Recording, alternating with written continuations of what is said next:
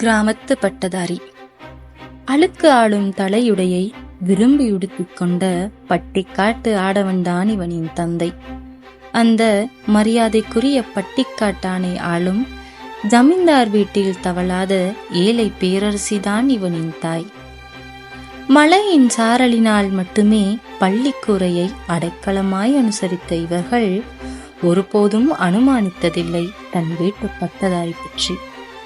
முதல் இரண்டும் பாட்டாளிகளாகவே இவன் மட்டும் ஏனோ பட்டத்தின் மீது நாட்டம் சுமந்து கண்கள் கொண்ட கணாக்கள் நினைவாக்க தன்னைத்தானே அடிமேல் அடியடித்துக் கொள்ளவே நகர்ந்தது அம்மியும்.